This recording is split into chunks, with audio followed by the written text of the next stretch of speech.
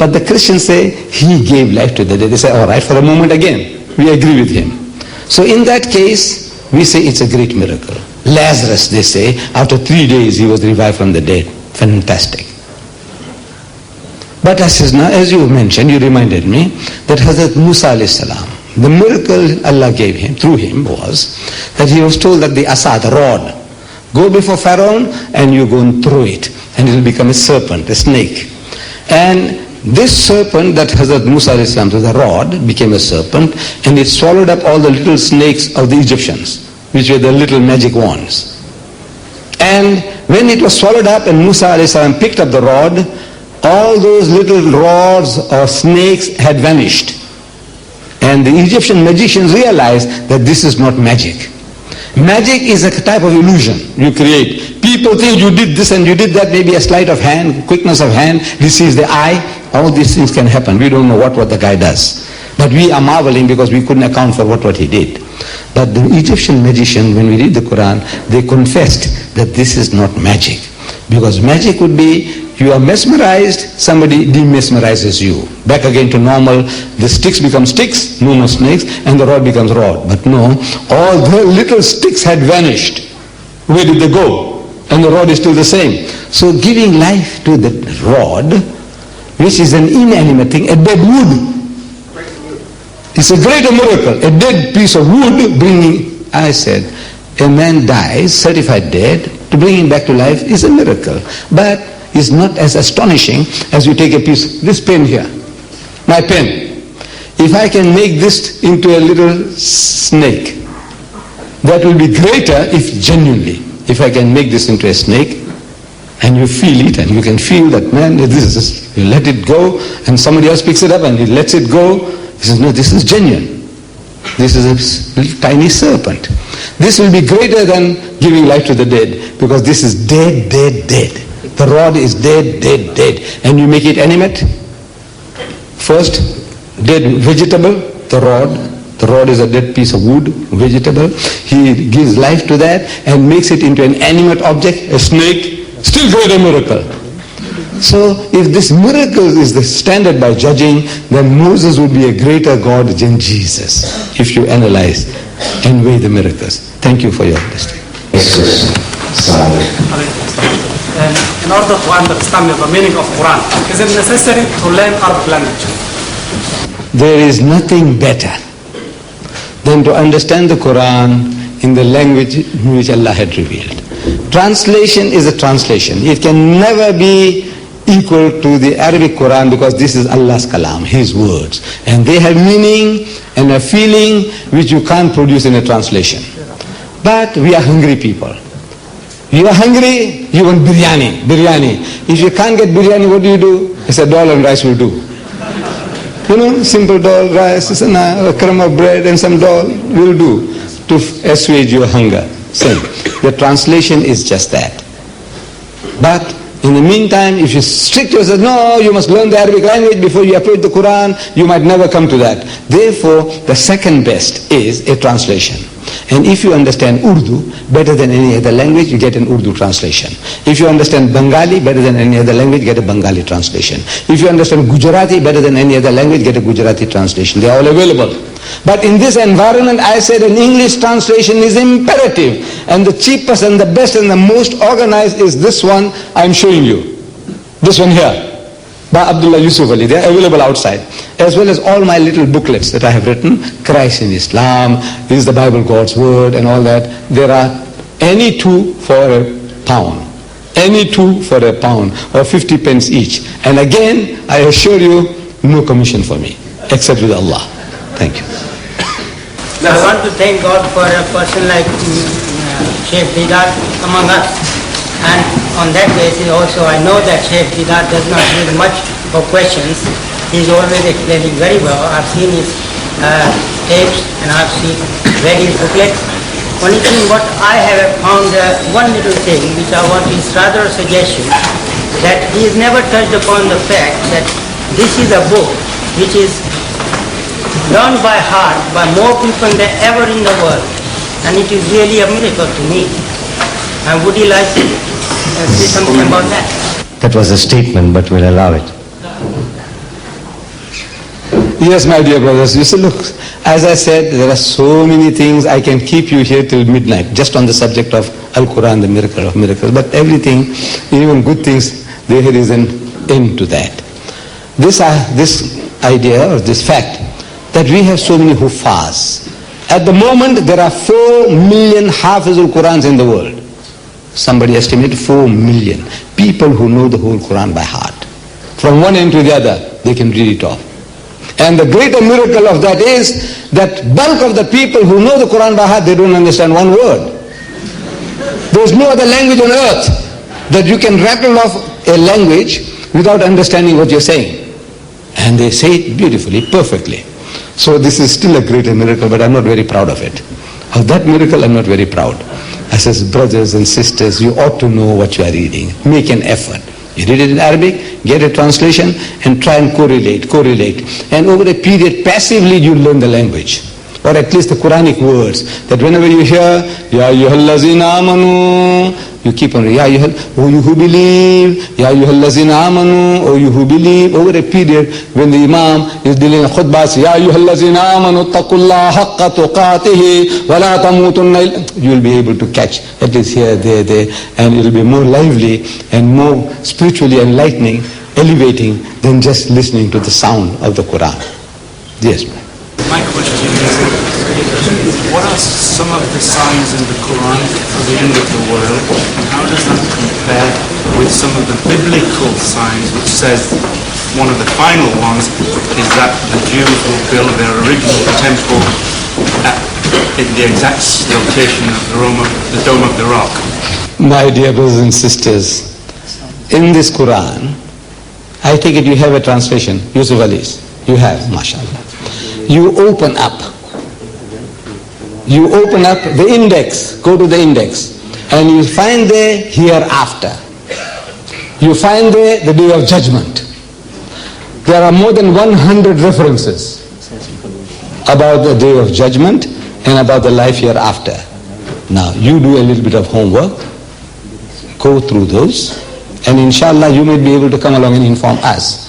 In other words, now I haven't done a study of that. I must confess. It's there, but I haven't had the chance of coming to it yet. So now I'm going to start fumbling and guessing, trying to grapple this and grapple that, or start opening and reading now, which is impossible for me to start reading and start expounding to you. It's a lecture and another lecture and another lecture. Right? But I give you that little homework to do. You go along and look up the day of judgment in the index, and you look up hereafter in the index, and you just go through that. Inshallah, by the time you finish, you will be able to deliver a lecture on that. Signs of the coming of the hour of judgment. Allah challenges mankind to produce a surah like the Quran. But is this challenge to be taken as a literal challenge, to challenge the literature of the Quran? Or does it connote a deeper challenge, which the ordinary Muslims cannot see? And if someone is to respond to that challenge, on what criteria can we judge, or who can judge whether that challenge or the response by a non-Muslim is at the level of the Quran? Thank you. In the first instance, this challenge was addressed to the other Arabs, the Quraysh of his time. What did they understand? What did they understand? When it's so obvious this man is an ummi, unlearned.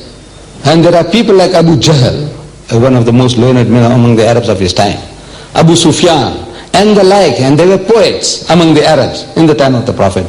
What did they understand by the challenge?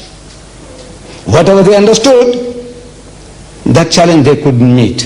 It was their language, and they were quite proficient from the material point of view, educational point of view, more qualified than our Nabi Karim Sallallahu Alaihi Wasallam. So what was it that stumped them? The very sound, the music, the rhythm of the Quran. Just forget the sense for a time. Just the mere construction of sentences of the Quran. They are in themselves are overpowering. That the Christian world has not been able to produce one, the Arab world. Now when they bring it, we say, let's hear. They have made an attempt. You see, to my Arab audiences, I give them. This is what they have done. 16-year project the Christians have carried out. And they produced the New Testament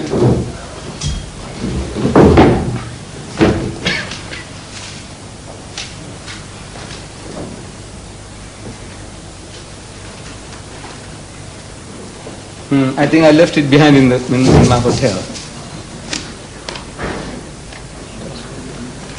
I left it behind because I didn't imagine anybody would be asking me. I had the book there, produced by the Christians, the New Testament, according to the fasih and baligh of the Quran. And I have made Arabs to read it.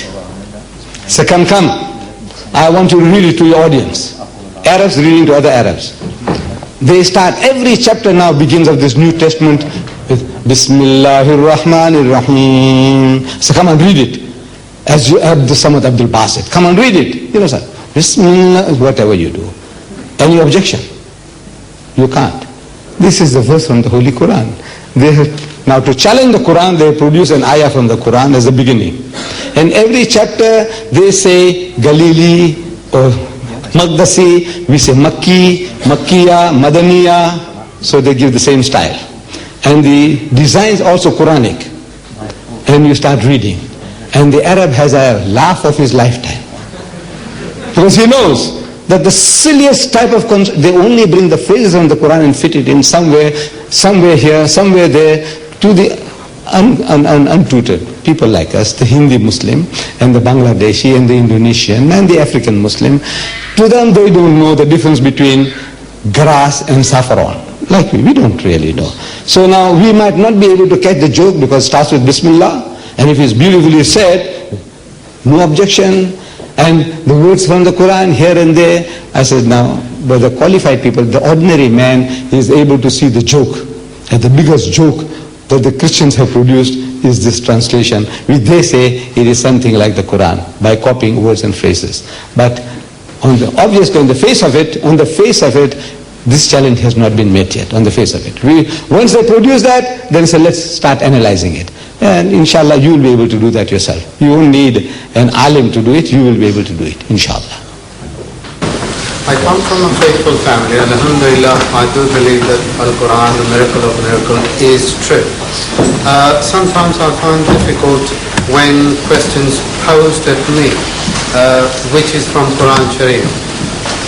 And on a number of occasions I've been asked, I don't know the precise verses from Quran, but I believe there is one or two verses which says there are 5 things which a human being cannot tell, like when it's going to rain, when a person will die, where the food will come from, and what's the baby in a mummy's womb. Now, with the contrasting remarks or contrasting results from research and so things, there are answers sometimes contradictory, which appears contradictory. How do I respond to those? My dear brother, there is one advantage we have with this translation. I have found again and again. Somebody poses a problem for you. That the Quranic ayah, such and such, he gives you a translation. And which according to our understanding, we can't seem to get it reconciled, according to our limited understanding. You have a problem for yourself now. What you do, you go to Yusuf Ali's translation, and invariably you find the man is explaining it to you as if he knew beforehand that this will be the sickness of the man in the 1990s and in the 20th century, as if he knew beforehand. This is I have discovered so far. What our problem? Something like what you're talking now. Open the book. Open the verse. Like suppose you give me reference, I would have done this exercise now while you are seated. Yes, let's see now what it says. Look at the commentary. His commentary is most comprehensive commentary and most modern according to our thinking, and he seems to answer. The rest is, you go to the scholars. I'm not a scholar. I am an expert in the field of comparative religion. In that field, I think, I am a master. About the rest of the Quran, I see the beauties, I share with you, and I haven't got the answers to all of anybody's questions. I haven't. It's more of a fatwa answer. Not fatwa, this is a man who has really studied the Quran. Right. So somebody who's more learned. I'm not a really learned man. I said I'm an expert in this art of comparative religion. I think I'm an expert, you see. But all knowledge about Islam and the Quran, I can tell you I haven't got it. So find a person who's more qualified and go to the commentary, and inshallah you'll get the answer there. The question that most of the non-Muslims ask is, the non-Muslims, the question asks that there is no continuity of the Quran.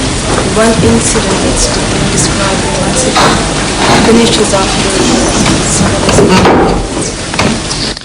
the question that the sister has been asked by certain non-Muslims is that it appears that there is no continuity in the Quranic chapters, that a chapter finishes and stops and a new topic starts with the next chapter. Is that the question, sister? Jazakallah. Now we must confess that the Quran is not a storybook. This is a unique book. The preservation, the substance, the message, everything is unique about this book. You see, every other religious scripture, every other, whether it's the Bhagavad Gita or the Ramayana of the Hindus or the Holy Bible of the Christians, you open the book and it's telling you a story. And if I tell you a story, you'll never forget in your lifetime. I just read it to you, verses from the Bible. Once I read it to you, in 100 years you can't forget. That Uncle Deedat, if you live to 100, he said there was an old man, came from South Africa, and he read some verses of the Bible, and those verses are, you might not be able to reproduce the words, but the whole picture you'll be able to reproduce. You know why? Because it's a story on the basis of once upon a time. And we all remember stories, Aladdin and the Wonderful Lamp. You remember about Sinbad the Sailor. You remember about Ali Baba and the 40 Thieves. You can't forget them. Once the story is told and you visualize the pictures, the scenes, they remain with you for a lifetime. The Quran is not like that. The Quran had come in answer to a problem, to a solution to a problem. Warnings, this, that, and it ends there. It doesn't start like the birth of the Quran. In the whole Quran, you do not find the name of our Nabi's father. You will not find his mother's name. You will not find the name of his wife. You will not find the name of his dear daughter Fatima. Am I right? You will not find Abu Bakr here. You will not find Umar there. You will not find Osman. You won't find Ali. Isn't this amazing? For 23 years the people are around him and the names are not here. No mention at all. So now, because the person is used to fairy tales, once upon a time, the fox and the grapes, the wolf and the lamb, he is expecting to find the same type of thing here. It is not. Allah Bari Ta'ala speaks, and when he speaks by telegrams. It's not like this, like that, he doesn't talk like this. قُلْ هُوَ اللَّهُ أَحَدٌ. Say he is Allah, the one and only. Allahu Samad, God the eternal absolute. لَمْ يَلِدْ وَلَمْ يُولَدْ. He does not beget and is not begotten. وَلَمْ يَكُنْ لَهُ كُفُوًا أَحَدٌ. And there's nothing like unto him. Finish, full stop. Now, grapple with it. Difficult. Ask, what did I say? What did I say? He said, well, you said there's only one Allah, one God. I say, yeah. What else? He said, well, he's got no father, no son. I say, yes. What else? Finish. Why? This is not a storybook. You read the Bible or any other book. I said, look, I give you an example. While Genesis chapter 38, while Judah, the father of the Jewish race, was going to Timnat to share his sheep. You don't have to remember the names. He sees a woman sitting by the roadside. Let me read. Is there any Christian who would like to read it? Some Christians, why do they read it? Because they think I might be shooting. I said, now look, let me read it for you. I might be thumb sucking from somewhere. I said, no, let me read it for you. And I like to, I don't know, right, let me read it for you. I'll try. Genesis chapter 38.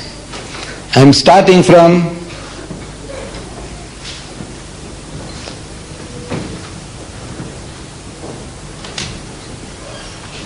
Genesis 38.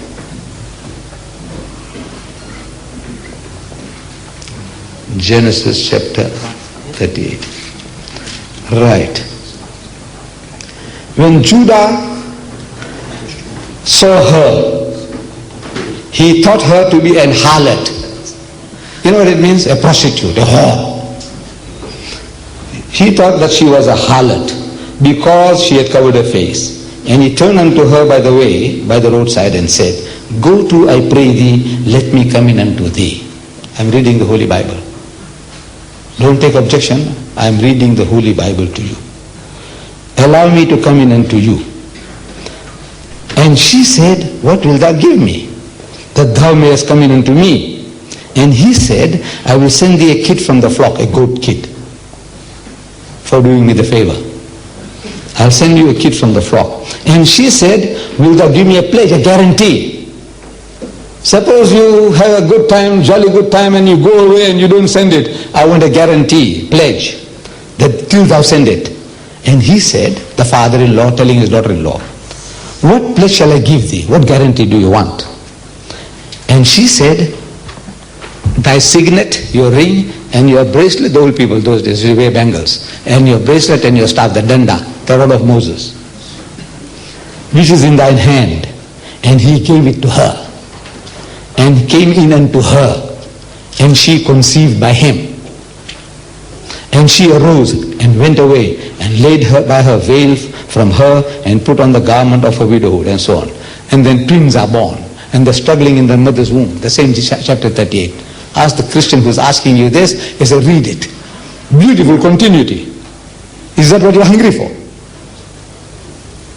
You see, this story what I told you now, you'll remember all the time, because that is the type of story that we are apt to remember. You can visualize the old man going to Timnah to share his sheep. He sees a woman sitting by the roadside. He thinks she's a prostitute. He comes up to her and he makes a suggestion. He says, now, she says, what will you give me? Same what the prostitutes are doing day and night in London. Same type of race. You can never forget. The Quran doesn't talk like that. Ya ahlal kitab, la taghlu fi dinikum, wa la taqulu ala Allah illa al-haq. Say, oh people of the book, don't say this, don't say anything but the truth. Innamal masih, this is how the Quran speaks, which is a very concentrated stuff. Therefore, the non-Muslim is finding difficult. And I sympathize with them. Because they're used to that, what we call once upon a time, the fox and the grape, the wolf and the lamb. That is what they are used to.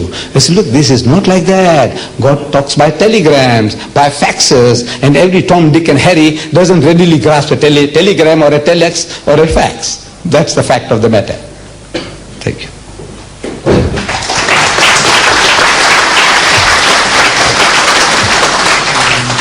Jazakallah. Before I hand back to the chairman, I would like to firstly thank once again Mr. Yusuf Hansa and Mr. Nazim Badasi for the tremendous organization and hospitality. I don't want to do a vote of thanks, but I thought I must mention that on behalf of Mr. Ahmed Deedat. And finally, if all of you can't meet Mr. Deedat after the lecture, please accept my apologies in advance. He has now left home some 3 weeks ago, working virtually 7 days a week, lectures every night, and he won't be able to stay right till late to meet every one of you. So if some of you are inconvenienced, unable to meet him, please accept my apologies, but do bear in mind, his spirits are with you, and all the brothers that were unable to make it for the meeting tonight. I'd now like to hand back to our chairman, Dr. Zaki, to bring the meeting to a close. Jazakallah and Assalamu alaikum. It's every chairman's duty to bring a meeting to a close sometime, and that falls to my sad lot tonight. I estimate we have 2,000 people here tonight, over 2,000. Does MD in this hall know how Allama Yusuf Ali died? If so, don't be bashful, put your hand up, and I would like to hear what you have to say. Does anyone know when he died or how he died? Is there no one? No one out of 2,000 who knows? No one. Well then, I will tell you. On Christmas Eve 1951, 4 years after the foundation of the Islamic Republic of Pakistan, a British policeman was walking through Trafalgar Square at night when he noticed a man lying on a slumped condition on a park bench. He phoned for an ambulance came along, and the man was pronounced dead on arrival at hospital. Allama Yusuf Ali, his wife, who was a Christian, had abandoned him. His daughter, who was under his wife's influence, had also abandoned him. If you read the preface to his translation of the Quran, you will see there is a veiled reference to his personal circumstances. So the British government, that is to say the Home Office, contacted the Pakistan embassy and informed them that since this man had no family, if they did not take responsibility, he was going to be given a pauper's burial. The Pakistan embassy refused to have anything to do with it. We say we don't know who he is, this man is not important to us, and Allama Yusuf Ali was given a pauper's burial under police escort. A week later, the obituaries started appearing in the Times and elsewhere, the glowing tributes to the former civil servant and translator of the Quran, whereupon the Pakistani embassy realized what a blunder they had made and held a memorial meeting with the ambassador present, at which everybody turned up and offered their condolences. So brothers, when we have governments like that in the Muslim world, is it any surprise that we are in the mess that we are in today? It only remains for me to close tonight's lecture with proposing a vote of thanks to Brother Ahmed Deedat for coming to South Africa and including us here on his tour of Britain, and for giving such a brilliant and illuminating talk, and also to the Islamic Propagation Centre headquarters here in London for organising this lecture. Thank you.